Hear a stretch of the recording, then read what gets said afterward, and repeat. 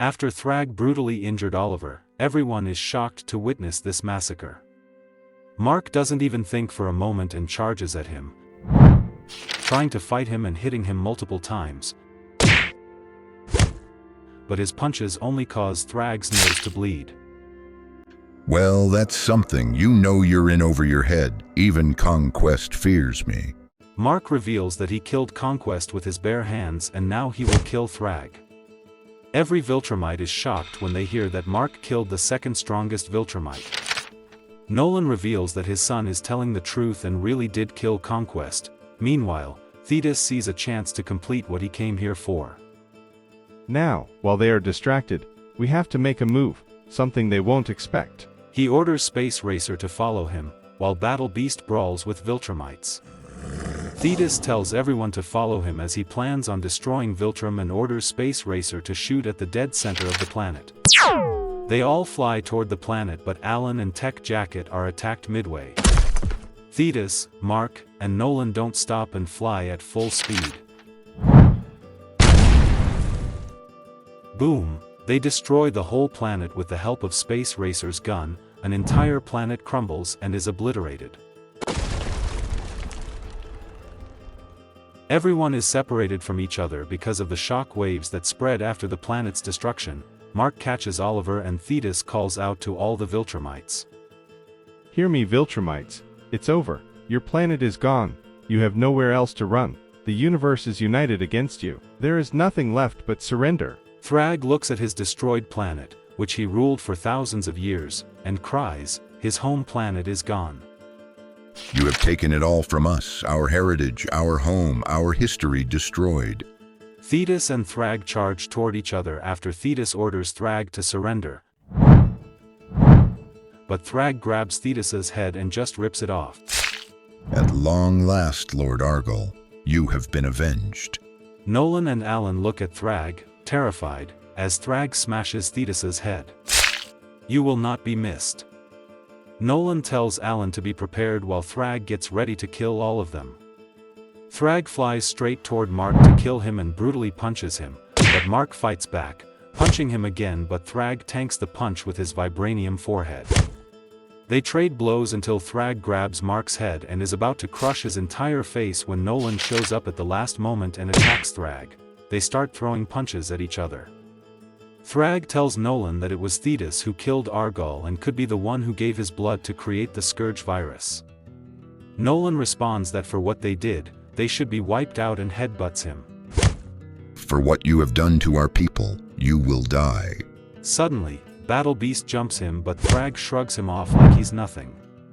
Meanwhile, Alan gets his ass hooped by multiple Viltrumites, but they pause for a moment as Battle Beast strikes them. Then Anissa charges at Alan and punches him. A pretty distraction buying you a few seconds at most. Let me give one final piece of advice. Space Racer shoots and kills a Viltrumite, then takes Alan with him and saves him at the last moment. Alan is confused, but Space Racer tells him that it wasn't their plan to fight Viltrumites, the destruction of Viltrum was their only objective.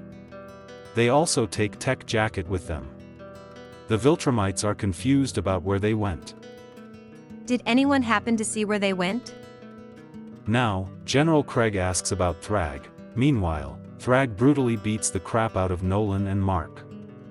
Mark asks his dad how they can kill Thragg, and he responds that killing this 7-foot beast is nearly impossible for them because he was bred to be the Grand Regent. Your father speaks the truth. He grabs their necks and is about to kill both of them when suddenly Nolan kicks his hand and tries to save Mark. Nolan tells Mark to escape and fly away, but Thragg literally catches Mark midair as if his flying speed is nothing. It is truly a nightmare for anyone to be chased by this beast. He punches Mark's face and prepares to land the final blow when Nolan jumps in. But things do not go well for Nolan and Thragg punches straight through his guts, then throws him aside and grabs Mark by the head but pauses as if he does not want to kill him. Other Viltrumites become curious and ask Thragg why he stopped. Thragg tells them that they have to survive. Now all of the Viltrumites leave Mark and Nolan drifting in space.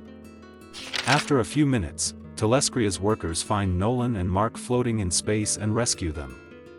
Mark wakes up after 2 weeks. Alan reveals that the coalition of planets has chosen him to be the leader because Thaedus has died and tells Mark that the pay is very good.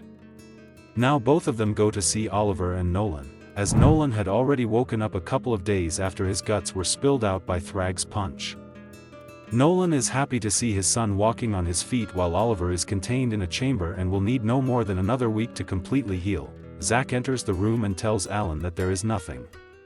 Mark gets confused and asks what he is talking about.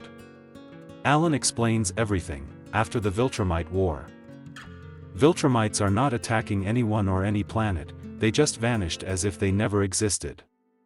They even abandoned the planets they ruled, and the coalition of planets can't find them anywhere. Mark finally realizes what the Viltrumites are up to and what Thragg is planning. You can't find them because they are not in this galaxy, Alan. The Viltrumites have gone to Earth. Now the scene shifts to Earth. Thragg first goes to the Pentagon and destroys the entire building. He grabs Cecil by the neck. "I can help you, you will need me, I can smooth things over." Thragg doesn't waste a second listening to Cecil and brutally kills him while other Viltrumites destroy the entire city. General Craig brutally decapitates Immortal while Anissa rips Eve in half. Mark can't stop thinking about Earth and the people he loves. Nolan approaches Mark and tells him not to overthink, they still have plenty of days to reach Earth. On the other hand, Alan's girlfriend starts getting freaky and wants some good time with Alan, but he is worried about Earth. Not only that, he misses his beloved friend Tech Jacket. The scene shifts back to the spaceship. Tech Jacket tells Nolan and Mark that no matter what, he will help them and fight as many Viltrumites as he can, but he is not as strong as them. No one listens to him and he walks away. Nolan talks to Mark, wondering how he became so weak and why he is missing his wife. Did Earth change him that much? But Mark does not listen and only thinks about what could be happening on Earth right now. He sees Thragg holding his mother's head drenched in blood. Nolan tells Mark not to always overthink. Now Nolan explains his plan to Tech Jacket, that as soon as they land on Earth, he has to find the superheroes the Viltrumites had imprisoned because they will need them. Suddenly, as their spaceship is about to enter Earth's orbit, Mark doesn't waste a second to jump off and fly toward Earth. He enters Earth's orbit and realizes that everything is fine and nothing has been destroyed so far. Mark and Nolan are shocked to see that everything is normal. They are not here. Nolan looks back and Thragg. We very much are here. Mark crashes out. I killed Conquest, I will find a way to kill you. I have done nothing to this planet, not yet. He throws Mark away and tells him that he is here because he wants his people to coexist with Earth and breed so they don't go extinct. He threatens him, saying that there are only 37 Viltrumites left and they are more than enough to tear this planet apart. He sets a condition for Mark, saying that they will live together, they won't hurt anyone, they won't interfere with anyone, but once they build an entire army, they will fight again. We see Anissa and Lucan hanging out in public places. This is the only way to ensure the survival of the Viltrumite people. We see a glimpse of General Craig smoking in front of a cool bike. Now Thragg demands an answer from Mark. Mark blacks out again, saying that he just can't let their enemy live among them, but as he imagines the destruction of Earth if he refuses the offer. My answer is yes. Please subscribe and feel free to comment below if you have any questions about the comics.